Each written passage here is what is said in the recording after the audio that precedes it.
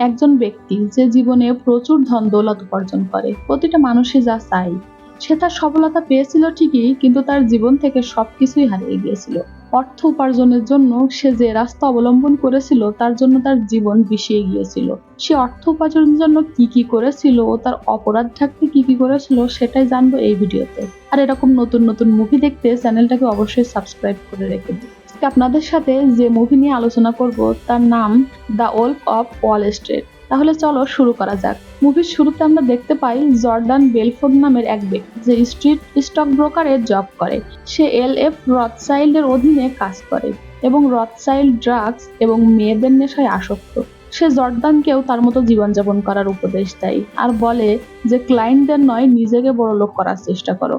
ক্লায়েন্টদের শুধু কাগজে লাভবান করো, কিন্তু কমিশন নিয়ে নিজেই ধনী হও। জর্ডানের জীবন ঠিকঠাকই চলছিল, কিন্তু তার জীবনের দুর্ভোগ নামে তখনই যখন স্টক মার্কেটে ব্ল্যাক মানডে আসে এবং জর্ডান তার চাকরি হারায়। এখন জর্ডানের কাজের দরকার ছিল, সেজন্য সে যে কোনো কাজ করতে রাজি ছিল। তার জন্য সে নিউজ পেপারে জব খুঁজতে শুরু করে। তখন তার স্ত্রী তাকে বলে সে যেন স্টক ব্রোকারেরই কাজ করে। তখন জর্ডান তার স্ত্রীকে জানায় যে স্টক মার্কেট এখন ক্রাশ হয়ে গেছে আর স্টক ব্রোকারের এখন কোনো দরকার নাই। সে পেপারে একটি জবের বিজ্ঞাপন দেখতে পায়। এটা একটি ছোট কোম্পানি। পরের দিন সে ওইখানে ইন্টারভিউ দিতে যায়। এটা একটা boiler room brokerage firm. Boiler room হলো এক ধরনের কল সেন্টার যেখানে কাস্টমারদের মিথ্যা প্রতিশ্রুতি এবং প্রলোভন দেখিয়ে তাদের টাকা ইনভেস্ট করা হয়। এতে কোম্পানির অনেক বড় লাভ ঠিকই হয়, কিন্তু কাস্টমারদের অনেক ক্ষতি হয়। জর্দার এখানে জবের জন্য অ্যাপ্লাই করে আর বলে যে সে আগে এলএফ রথচাইল্ডের হয়ে কাজ করত, এখন সে তাদের সাথে কাজ করতে চায়। তারা এখন জর্ডানকে বলে যে শেয়ার মার্কেটের অবস্থা অনেক খারাপ। তখন জর্ডান তাদেরকে নিজের কথা এবং যোগ্যতার মাধ্যমে বিশ্বাস দেওয়ায় যে সে কোম্পানির জন্য ভালো কিছু করতে পারবে এবং চাকরিটা পেয়ে যায়।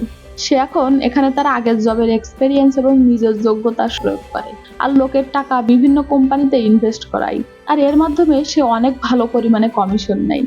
তার আর্থিক অবস্থার উন্নতি হতে শুরু করে আর সে অনেক দামি একটা গাড়ি কিনে ফেলে। একদিন সে রেস্টুরেন্টে বসেছিল, তখন তার এক বন্ধু যার নাম ডনিয়েস তার সাথে দেখা হয়। সে জর্ডানের গাড়ি দেখে অনেক প্রশংসা করে এবং জিজ্ঞেস করে যে সে কোথায় চাকরি করে। জর্ডান তাকে শেয়ার মার্কেটের কথা জানায়। তখন সে বিশ্বাস করতে পারে না যে কিভাবে এত দামি গাড়ি কিনেছে, কারণ সে সময় শেয়ার মার্কেটের অবস্থা অনেক খারাপ ছিল। সে তখন তাকে জিজ্ঞেস করে যে প্রতি মাসে জর্ডান কত টাকা আয় করে। এখন জর্ডান তাকে বলে সে প্রতি মাসে $70,000 আর্ন করে। সে বিশ্বাস করে না। সে তখন তাকে পে স্লিপ দেখাতে বলে। যদি তুমি পে স্লিপ দেখাতে পারো তাহলে আমার চাকরিটা ছেড়ে দিব আর তোমার সাথে কাজ করবো। এরপর জর্ডান তাকে পে স্লিপ দেখায় এবং সে অফিসে কল দিয়ে চাকরি ছেড়ে দেয়।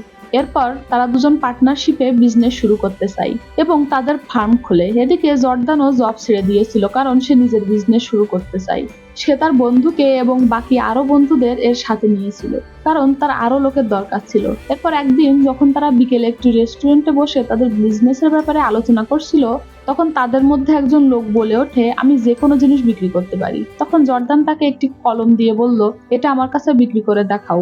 তখন সেই লোকটি তালবাহানা শুরু করে আর বলে আমি আগে আমার খাবার শেষ করতে চাই, তারপর আমি কলমটি বিক্রি করব।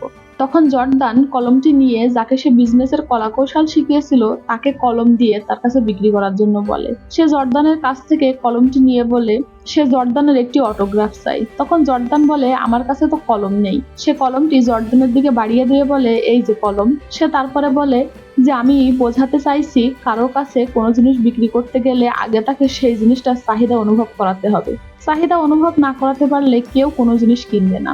আপনাকে আগে থেকে জানতে হবে যে লোকটির কোন জিনিসের চাহিদা আছে, আর এটাই বিজনেসের সবচেয়ে বড় টেকনিক। এরপর তাদের কোম্পানির কাজ শুরু হয়। তারা ধীরে ধীরে অনেক অর্থ উপার্জন করে। জর্ডানের বুদ্ধিমত্তা এবং কলাকৌশলের মাধ্যমে কোম্পানি অল্প দিনেই অনেক টাকা উপার্জন করতে পারে। তারা প্রথমে ক্লায়েন্টদের বিশ্বাস অর্জনের জন্য অনেক বড় বড় কোম্পানির শেয়ার কেনার পরে তাদেরকে দিয়েই অনেক ছোট ছোট কোম্পানির শেয়ার কেনায় আর ক্লায়েন্টদের বোঝায় যে ভবিষ্যতে এই শেয়ার মার্কেটের মাধ্যমে তারা অনেক অর্থ উপার্জন করবে। উদাহরণস্বরূপ যেটা 500 টাকা সেটা তাদের ক্লায়েন্টদের কাছে 2-3 গুণ বেশি দামে বিক্রি করে।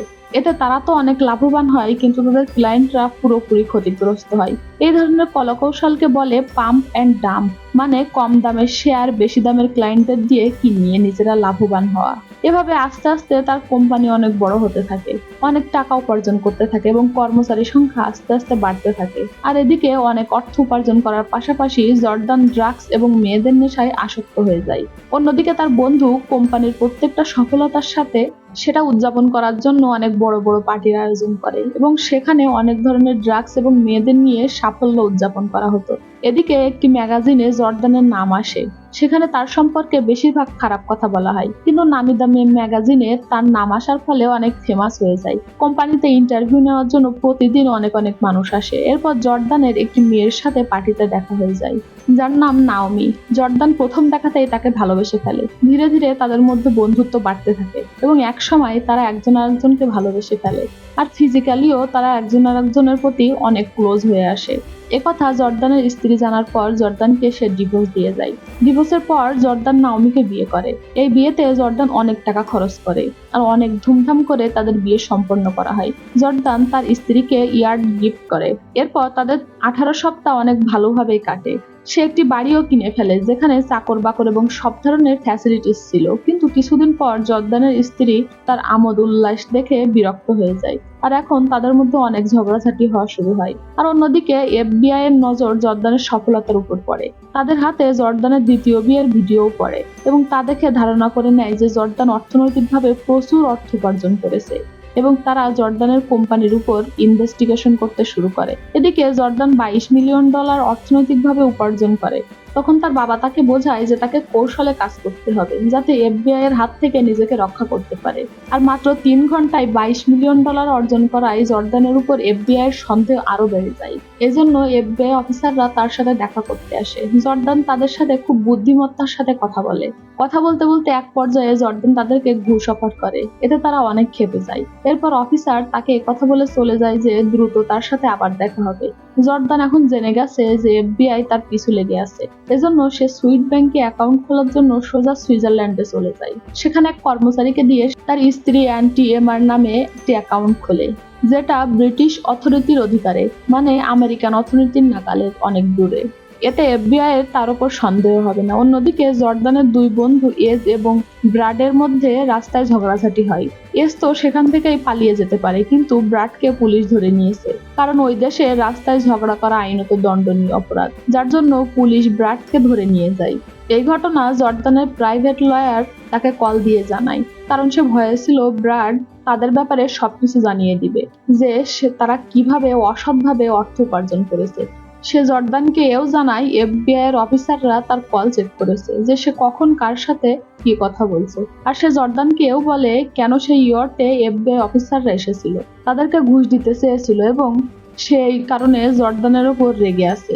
কিন্তু জর্দান অস্বীকার করে নেয় যে সে এমন কিছুই করেছিল না। যখন সে তার প্রাইভেট লয়ারের সাথে ফোনে কথা বলছিল তখন তার শরীর খারাপ হয়ে যায় এবং সে মাটিতে পড়ে যায়। এর কারণ ছিল ড্রাগসের ওভারডোজ এবং অতিরিক্ত টেনশন। সে কোনো মতে নিজেকে সামলে তার গাড়ির কাছে পৌঁছায় আর তার ফ্রেন্ড এজের বাড়িতে যায়। সেখানে গিয়ে তাদের মধ্যে কাটাকাটি হয়। জর্দান এসকে বলে যে ব্রাড অ্যারেস্ট হয়েছে, এটা তোমার আমাকে বলা উচিত ছিল। এখন আমরা দুজনে অ্যারেস্ট হয়ে যাব, এফবিআই আমাদের ছাড়বে না। কিন্তু সে জর্দানের কথা কিছুই বুঝতেছিল না, কারণ সে নিজেও অতিরিক্ত ড্রাগস নিয়েছিল। এরপর তারা দুজনেই বেহুশ হয়ে যায়। আর যখন জর্দানের জ্ঞান ফেরে তখন তার সামনে দুইজন পুলিশ অফিসারকে দেখতে পায়। তারা জর্দানকে বাড়ির বাইরে নিয়ে যায়, যেখানে তারা ভাঙাচোরা গাড়ি দেখতে পায়। জর্দানের তখন মনে পড়ে সে কিভাবে রেস ড্রাইভিং করে গতরাতে বাড়ি পৌঁছেছিল। তার ভাগ্য ভালো ছিল যে তার নিজের কিছু হয়নি, আর এমনকি পুলিশের কাছে এমন কোনো প্রমাণও ছিল না যে জর্দান গাড়ি চালিয়েছিল। সেজন্য পুলিশ তাকে অ্যারেস্ট করে না। আসলে এফবিআই বুঝতে পেরেছিল যে জর্দান অসৎভাবে অর্থ উপার্জন করছে। তারা যে কোনো মূল্যে তাকে হাতে নাতে ধরতে চাইছিল, কিন্তু তাদের কাছে কোনো প্রমাণ ছিল না, কারণ জর্দান সব টাকা সুইস ব্যাংকে রেখেছিল।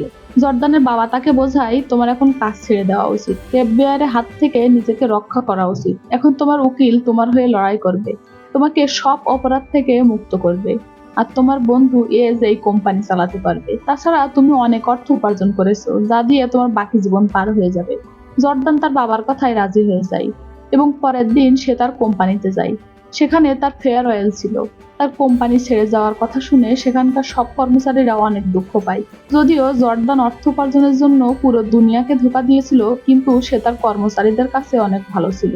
সে তার স্পিচে তার পুরোনো দিনের কথা মনে করে, যখন সে তার কোম্পানি নতুন শুরু করেছিল। এসব কথা শুনে তার কর্মচারীরা ইমোশনাল হয়ে যায় এবং তাদের চোখে পানি চলে আসে। এসব কথা বলতে বলতে এক সময় জর্দান নতুন সিদ্ধান্ত নেয়। যে সে তার কোম্পানি ছাড়বে না, সে কোম্পানিতে কাজ করবে, যে কোম্পানি তার জীবনে সবকিছু দিয়েছে। আর এই সিদ্ধান্তে তার সব কর্মচারীরা অনেক খুশি হয়ে যায়। অন্যদিকে 3 মাসের জেল খাটার পর ব্রাড জেল থেকে ছাড়া পায়। সে জর্দানের অসৎভাবে অর্থ উপার্জনের কথা এফবিআই কে কিছুই বলেনি। এতে জর্দান তার উপর অনেক খুশি হয়। এজন্য জর্দান অনেক বড় পার্টি থ্রো করে এবং ব্রাডকে অনেক টাকার অফার করে, কিন্তু ব্রাড টাকা নিতে অস্বীকার করে এবং বলে যে সে তাদের সাথে কাজ করবে না, কারণ সে বুঝতে পেরেছে যে তাদের অর্থ উপার্জনের কৌশল ঠিক না। এজন্য সে তাদের সাথে কাজ করা ছেড়ে দেয়। এরপর এফবিআই এর অফিসাররা জর্দানের কোম্পানিতে এসে তাদের কর্মচারীদের ওপর ইনভেস্টিগেশন চালায়, কিন্তু কেউ জর্দানের বিপক্ষে কোনো কথা বলে না, যার ফলে জর্দানের বিরুদ্ধে কোনো প্রমাণ পাওয়া যায় না। এভাবে দেখতে দেখতে 3 বছর কেটে যায়। এটা 1996 সাল, যখন জর্দান ও তার বন্ধু জব তাদের স্ত্রীদের নিয়ে ইয়টে করে ইতালিতে যাচ্ছিল। এমন সময় তারা জানতে পারে অ্যান্টিয়ে মা হার্ট অ্যাটাক করে মারা গেছে। এটা শোনার পর জর্দান অনেক চিন্তিত হয়ে যায়, কারণ সে তার নামেই সুইস ব্যাংকে অ্যাকাউন্ট খুলেছিল আর তার সব কালো টাকা সেই ব্যাংকে রাখা ছিল। সে সুইস ব্যাংকের এক কর্মকর্তার সাথে কথা বলে আর সে জর্দানকে বলে তাকে খুব দ্রুত সেখানে যেতে হবে, না হলে তার সব টাকা জব্দ করে নেওয়া হবে। তার জন্য সেই ইয়টের চালককে বলে ইয়ট সোজা মন্টকোর দিকে নিয়ে যেতে। এখান থেকে তারা সুইজারল্যান্ডে চলে যাবে। কিন্তু যখন তারা মাঝ সমুদ্রে ছিল তখন অনেক ভয়ঙ্কর ঝড় আসে। এতে তাদের ইয়ট উল্টে যায়। তাদের ভাগ্য ভালো ছিল যে তাদের বাঁচানোর জন্য সেখানে প্লেন চলে আসে এবং তারা বেঁচে যায়। এরপর সে সুইজারল্যান্ডে যাওয়ার জন্য একটি প্রাইভেট জেট ডাকে, কিন্তু তার চোখের সামনেই সামুদ্রিক পাখি প্রাইভেট জেটের ইঞ্জিনের মধ্যে ঢুকে যায় আর প্রাইভেট জেট ব্লাস্ট হয়ে যায়। এটা দেখে জর্দানের মনে করে যে এটা ঈশ্বরের সংকেত, আর সুইজারল্যান্ডে যাওয়া ঠিক হবে না, তাই সে সেখানে যাওয়া ক্যান্সেল করে। এরপর 2 বছর কেটে যায়। একদিন এফবিআই থেকে তাকে অ্যারেস্ট করে নিয়ে যায়। আসলে সুইস ব্যাংকের যে এমপ্লয়ের মাধ্যমে জর্দান অ্যাকাউন্ট খুলেছিল, পুলিশ তাকে টাকা সহ ধরে ফেলে এবং সে জর্দানের ব্যাপারে সব বলে দেয়। এখন জর্দানের উপর কেস চলছে। তার ছাড়া পাওয়ার জন্য $10 মিলিয়ন দিতে হবে, কিন্তু তার কাছে কোনো টাকা ছিল না, কারণ তার সব টাকা সুইস ব্যাংকে আটকে গিয়েছিল। এখন তার ছাড়া পাওয়ার জন্য তার বাড়ি গাড়ি সব বিক্রি করে দিতে হবে। কিন্তু তখন তার বন্ধু এজ এগিয়ে আসে, তার জামিনের এই $10 মিলিয়ন দিতে চাই। এতে জর্দান অনেক খুশি হয় এবং তার বন্ধুকে জড়িয়ে ধরে। জর্দান যখন বাড়িতে যায় তখন তার স্ত্রী তাকে বলে সে তাকে ডিভোর্স দিতে চায়। কেউ বলে যে তাদের সন্তান তার কাছে থাকবে। একথা শুনে জর্দান অনেক খেপে যায় এবং অনেক ড্রাগস নেয় আর মেয়েকে নিয়ে গাড়িতে করে দূরে চলে যাওয়ার জন্য চেষ্টা করে। এমন সময় তার স্ত্রী এসে রড দিয়ে গাড়ির জানালার কাঁচ ভেঙে দেয়, কিন্তু জর্দান গাড়ির পিছন দিক দিয়ে বেরিয়ে যাওয়ার চেষ্টা করে। তার গাড়ির গতি এত বেশি ছিল যে পেছনের দেওয়ালে ধাক্কা খায়। এরপর জর্দানের স্ত্রী তার মেয়েকে গাড়ি থেকে বের করে সেখান থেকে নিয়ে চলে যায়। এটা সেই মুহূর্ত ছিল যখন জর্দান তার পরিবারকে সারা জীবনের মতো হারিয়ে ফেলেছে। পরের দিন অফিসে যাওয়ার আগে এফবিআই জর্দানের বুকে একটি মাইক লাগিয়ে দেয়, যাতে করে সে তার কর্মচারীদের সাথে যা কথা বলবে তা তারা শুনতে পায়।